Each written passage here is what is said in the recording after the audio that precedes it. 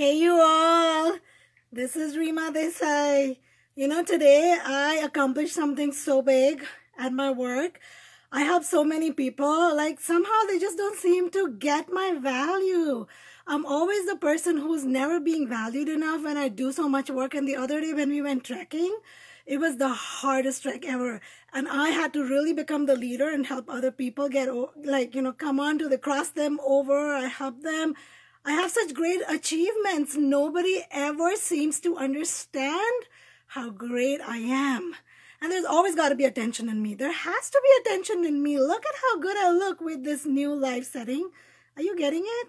Are you even getting it? Are you getting all the bling bling and the sparkle right now? And the sparkle behind me and the attention. How do I look in this hat?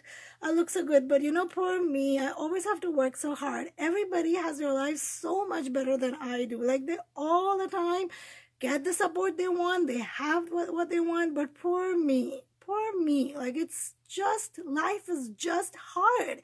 It's never fair to me. And don't you tell anybody that I am, as such, really whisper.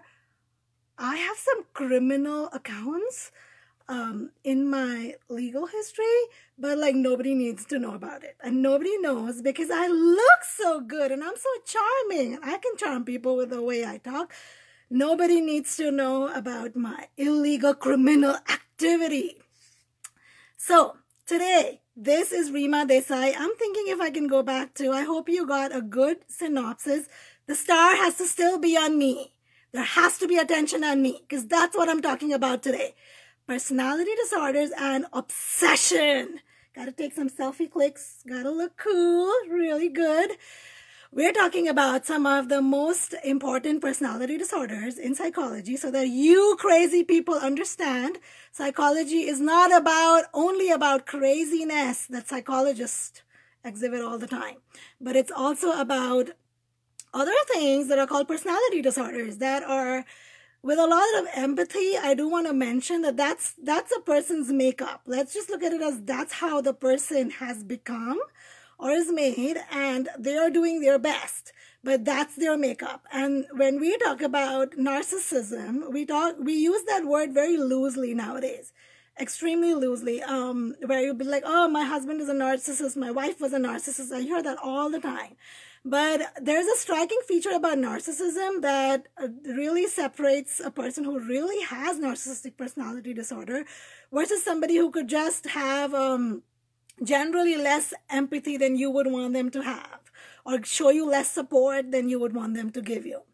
A narcissist personality, I started the video in a certain series. The examples that I gave, the things that I talked about went in the series. So a narcissist personality is the easiest to catch in the first 10 to 15 seconds of every time you meet them, or even the first time you meet them. The attention is always on themselves and the attention is always on their greatness. For a narcissist personality, they are great. They believe it truly, madly, deeply, all the time. They are never at fault, and that stems from an insecurity for losing power.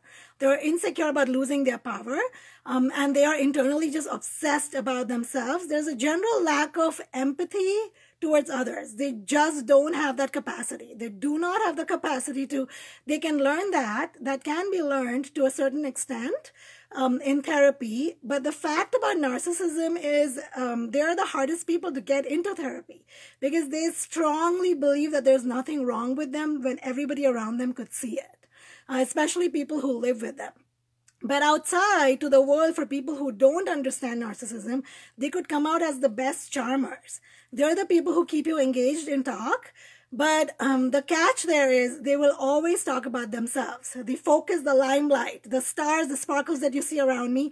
It's all about me. I'm a narcissist. You better listen to me and how great I am and the great deeds that I do, and that other people just don't seem to get it, value it, understand it. They never do. And that's why I have to keep talking about myself all the time. So in the first 15 seconds, you can know if I'm a narcissist, because you will know. I may say hi to you. I may ask you how you are, but that's about it. After that, it's going to be me, my story, and they're great at telling life stories. They're amazing at telling life stories. They come out as very powerful, very dominant, almost bossy. But initially, their whole focus is to charm you, right? So they're going to be very good at that. Some of our great spiritual leaders in the world, so-called spiritual leaders, charismatic leaders, are narcissist personalities. Did you know that? So after narcissism, I'm not diving very deep into each one of them, but after narcissism, let's talk about histrionic personality disorder. That's a disorder where a person needs to be the center of attention. And it's different from narcissism in the sense that in narcissism, they lack empathy and they want to hold the power and they believe that they're the best. For a histrionic personality, it's just that insecurity of if people are not constantly looking at me and I'm not the center of attention, then there's something wrong with me. So they are going to strive really hard to keep the attention on themselves. Let me move out over here. You don't need to look at my closet, okay? You just need to look at me. That's me. That's me. That's awesome. That's me. I'm self-obsessed. So in histrionic personality disorder, there's a lot of the need and craving to be the center of attention. And so they will do anything to keep that attention on themselves.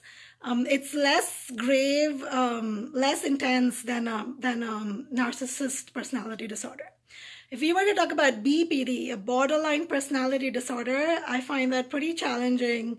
I could definitely not live with a narcissist. I can be their friend. I can't live with them. I can do with a histrionic personality disorder. But a borderline personality disorder is very hard to manage. The reason is they're constantly scared and insecure of being abandoned. So if you heard my initial introduction where I started talking about poor me, everybody is better, everybody's life is better, everybody is, they have the support, everything's easy for other people, but not for me, never, never, never. I'm always the victim. And you could give a borderline personality disorder everything in the world, everything, and yet they will be the poor me. They keep complaining, they keep crying, and with borderline personality, they are also the people who will immediately, when you meet them, sometimes they won't even greet. They may just ask you quickly, how are you? And then immediately they'll start pouring out their miseries. That's how they're different from narcissists. Narcissists are going to talk about their greatness, like, I am great. And that's why some of the charismatic leaders in the world, they're so good at charming you with their speech. They'll give you the best philosophical speech in the world, and you'll be like, wow, this person is like so spiritual and knowledgeable and wise, but they are not all of them, but there are those that I know. Their focus is for them to charm you so that you will start following them, become their followers, so that like they can bathe in their self-glory. But in a borderline personality, it's not about their greatness. It's about how little their life is and how bad their life is and how victimized and helpless they are.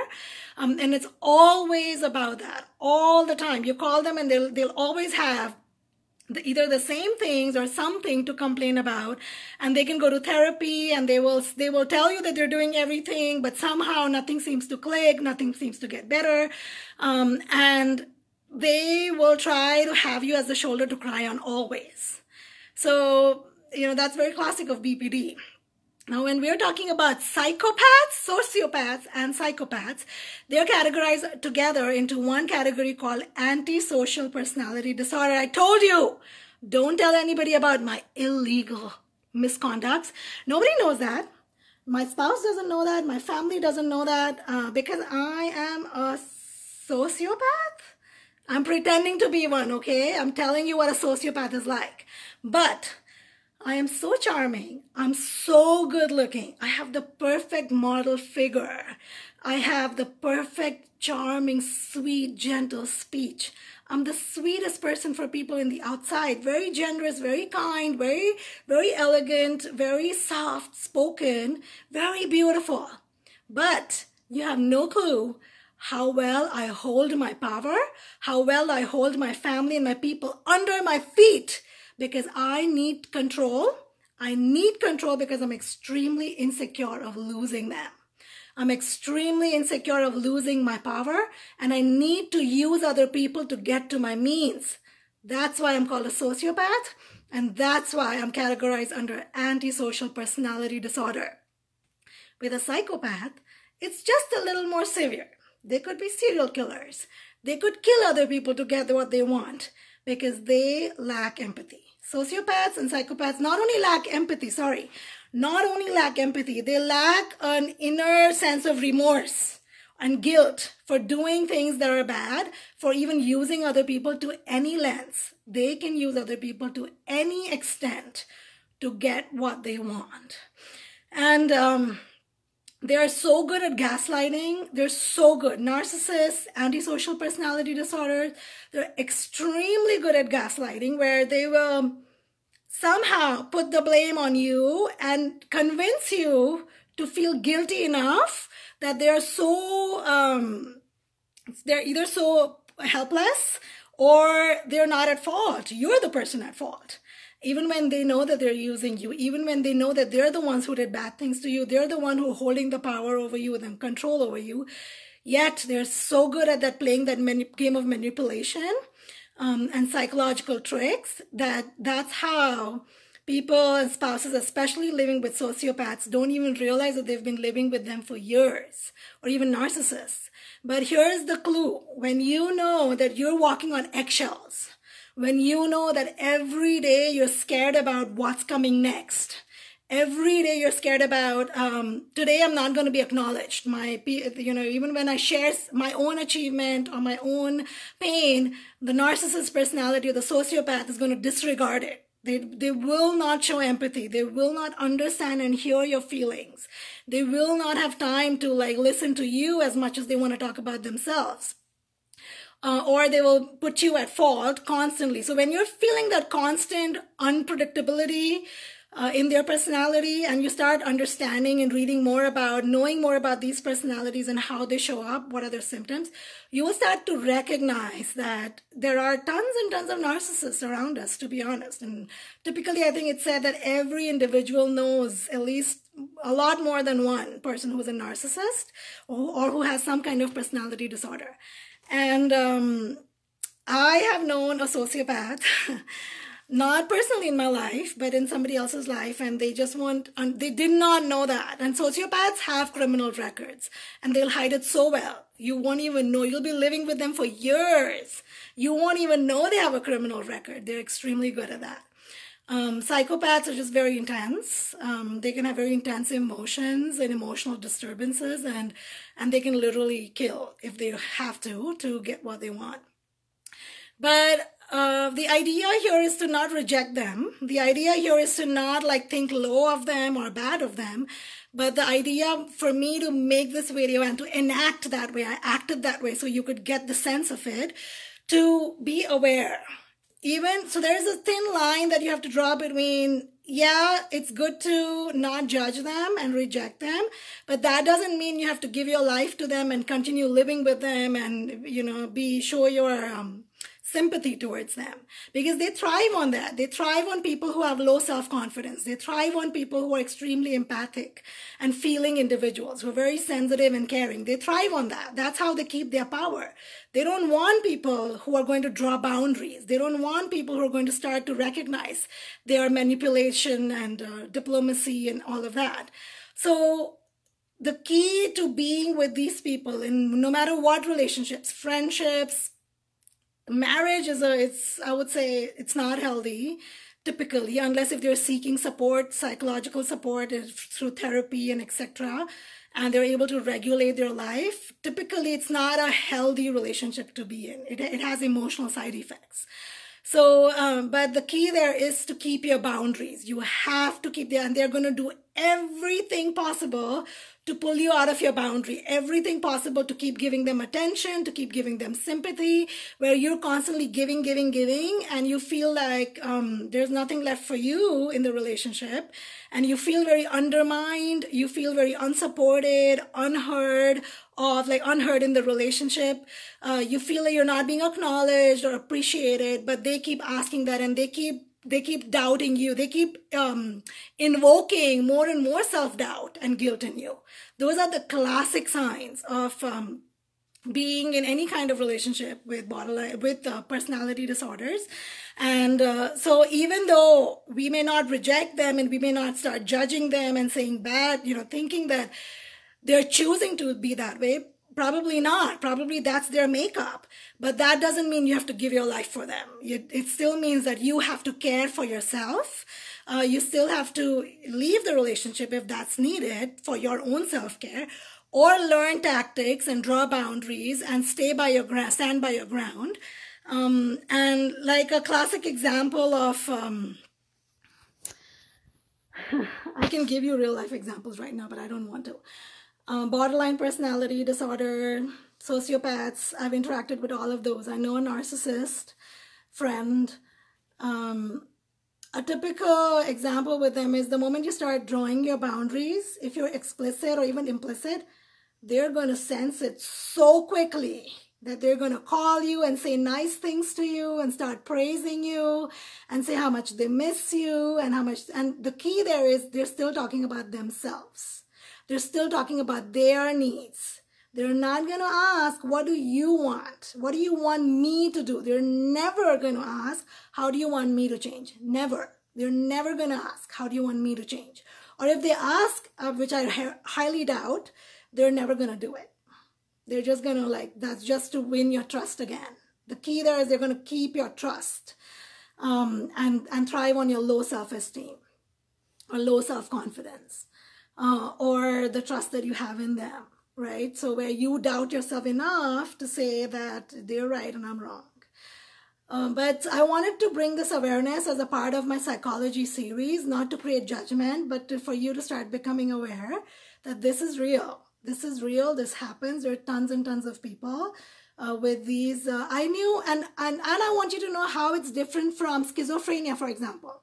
I knew somebody very closely with schizophrenia.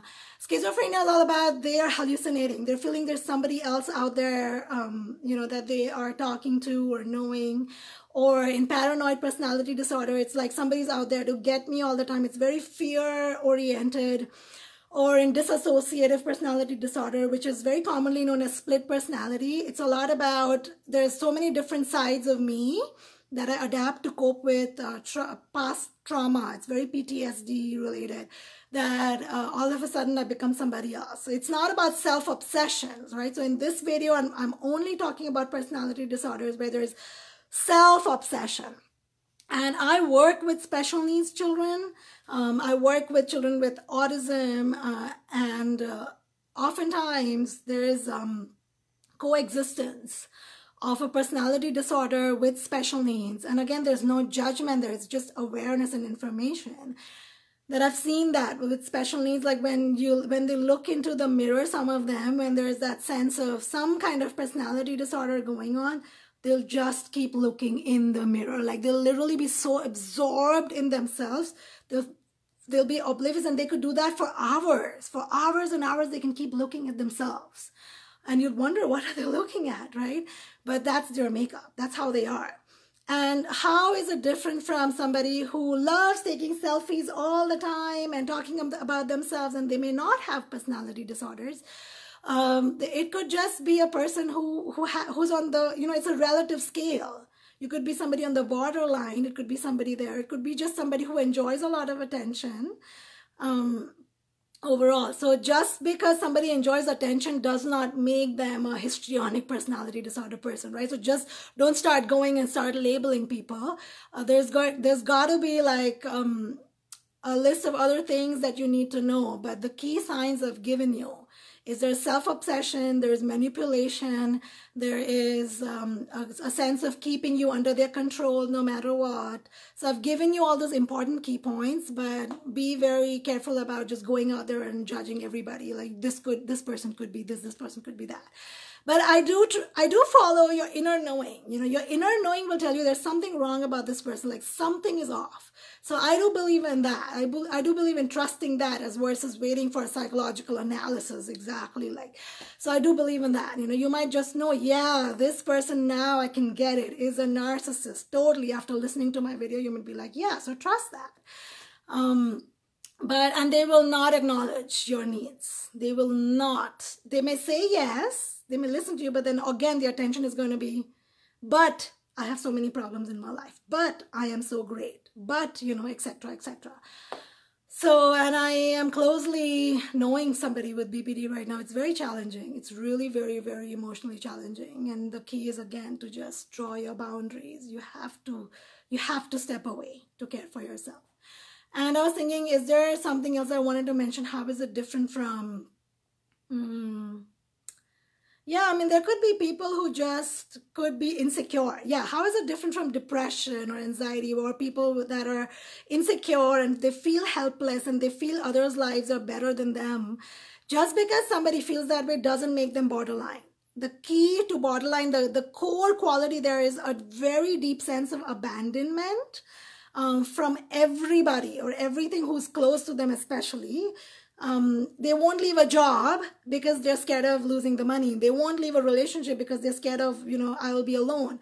They will hold on to it and suffer and suffer and suffer because they're so scared of letting that go.